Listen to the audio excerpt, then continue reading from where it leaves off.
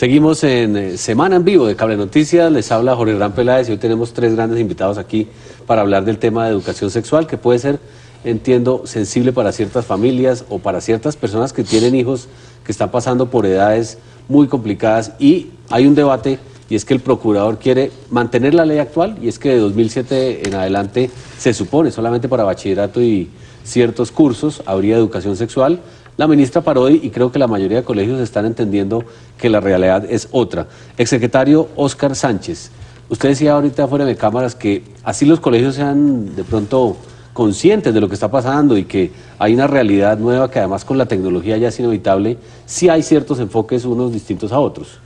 Sin duda, incluso entre colegios confesionales puede haber colegios mucho más conservadores, otros mucho más liberales. Por ejemplo, entre mixto y no mixto, ¿hay diferencia?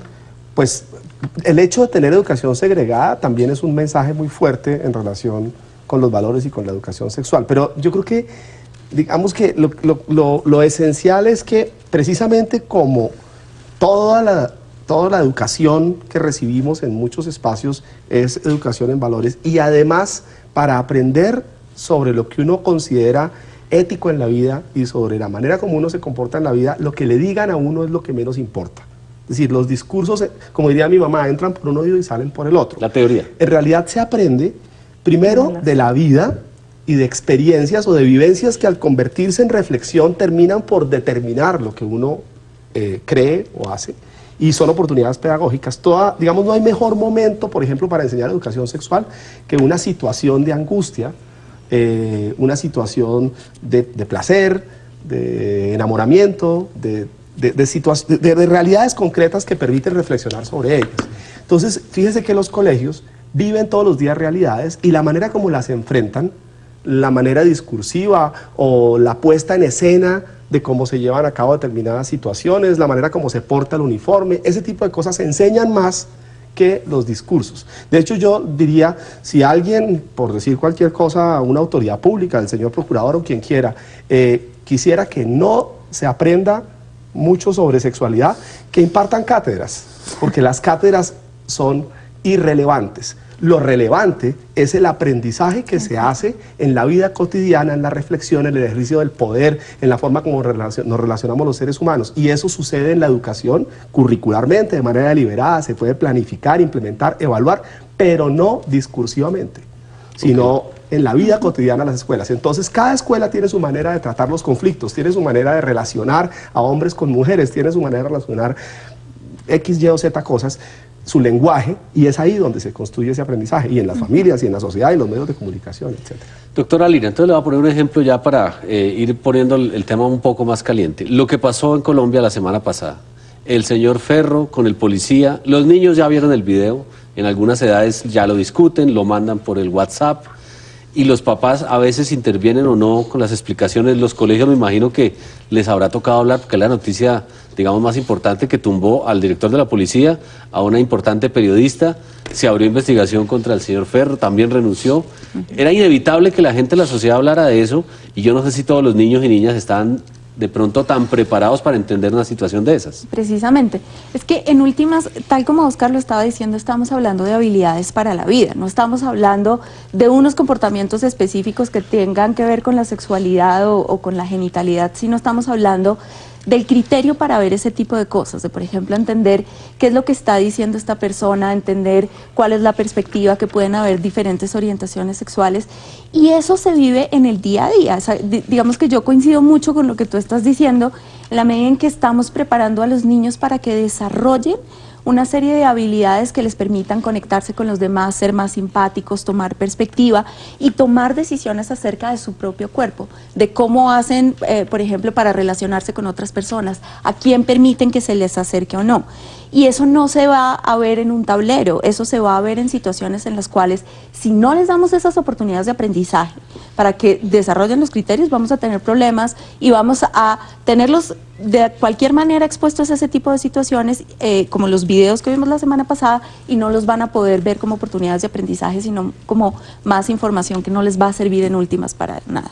Rector Vita, estoy viendo aquí la gente que escribe en Twitter y obviamente hay de todo, pero me llama la atención donde se centra una mamá que nos escribe y nos habla el tema sí debe estar muy bien delimitado para, por ejemplo, en el caso de las niñas, no dejarse tocar, el tema del abuso sexual en menores, porque eso existe, y no solo en Colombia, en muchas partes del mundo, y no estoy hablando solo de colegios, en toda la sociedad hay gente que de alguna manera incurre en esas prácticas de abuso, de pedofilia.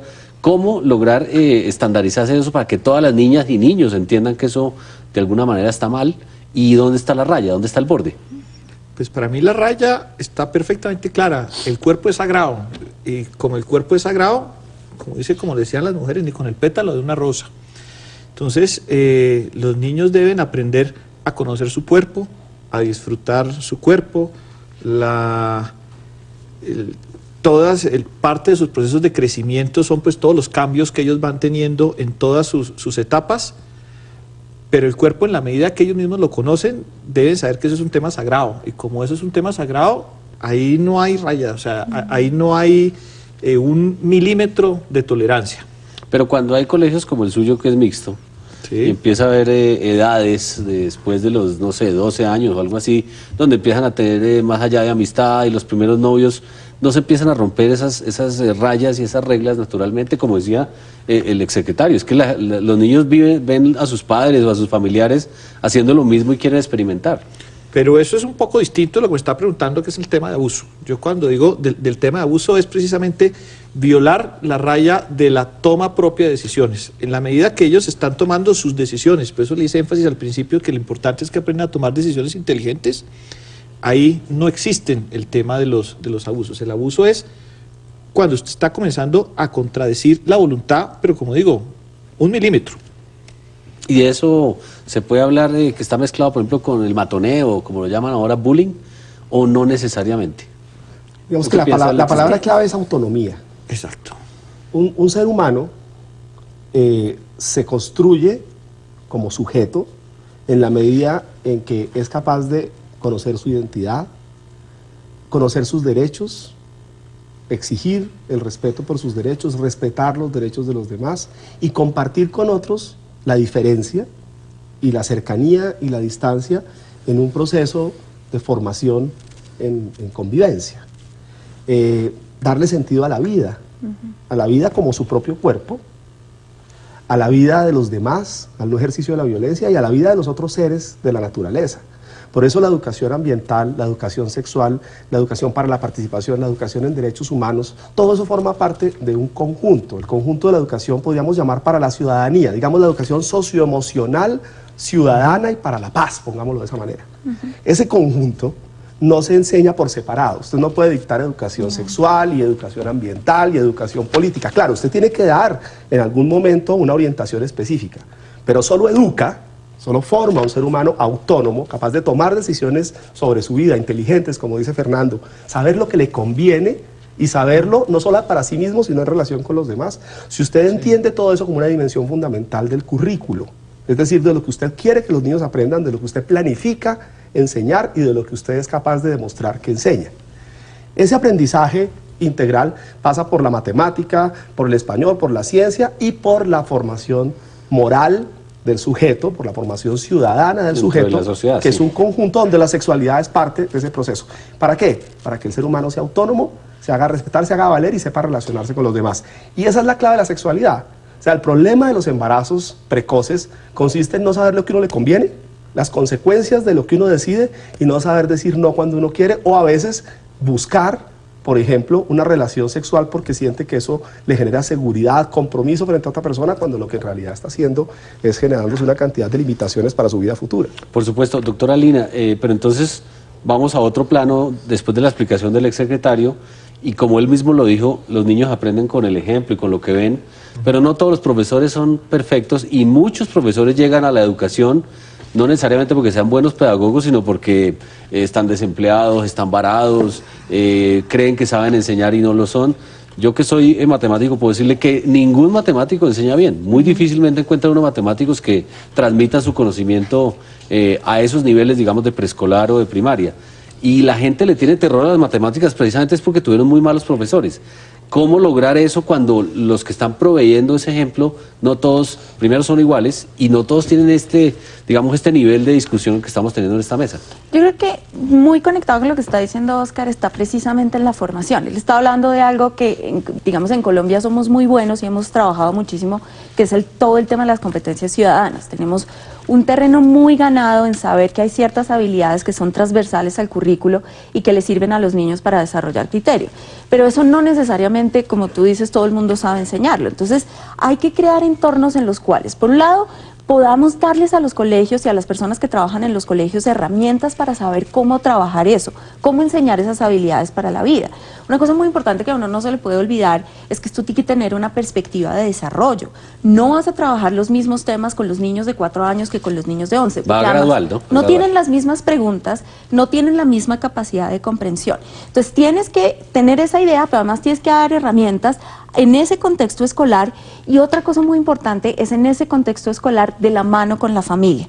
Digamos que nosotros en Red Papás pensamos mucho y abogamos mucho por la alianza familia-colegio, y la alianza familia-colegio es básicamente trabajar juntos por una meta, en este caso de la formación de ciudadanía, y dentro de la formación de ciudadanía toda la parte que es el desarrollo de la identidad sexual. La sexualidad es un aspecto de la identidad, es un aspecto de la identidad que además tú naces con eso y se va desarrollando, y que tienes que ir construyendo y ayudándole a los niños a desarrollar los criterios. Entonces, formas profesores, formas a sus familias, y en conjunto todos ayudan a ese proceso de formación de los niños. He oído profesores, exsecretario, que dicen, no, la responsabilidad del colegio es por 8 horas, de resto es en la casa, y como que se tratan de separar un poco y se quedan en el mundo de la parte académica nomás, y la parte de moral, ética, valores, forma de ver la vida, se lo dejan a la familia, que no siempre es la mejor. Hay familias disfuncionales, hay familias donde hay abuso, hay separaciones. Entonces, de pronto la familia no es el mejor sitio, sino de pronto los compañeros del colegio que tengan otras experiencias. Así que estamos como tratando de ya ver el tema macro, y vemos que no es sencillamente que a partir de tal año se empiece a dictar tal cosa o no, sino que va más allá. Pero lo que usted propone requeriría un gran cambio, una reforma muy estructural en la política educativa del país, porque lo que hoy tenemos está muy lejos de eso. Bueno, la Constitución colombiana es muy sabia cuando dice que la educación es una responsabilidad de la familia, la sociedad y el Estado.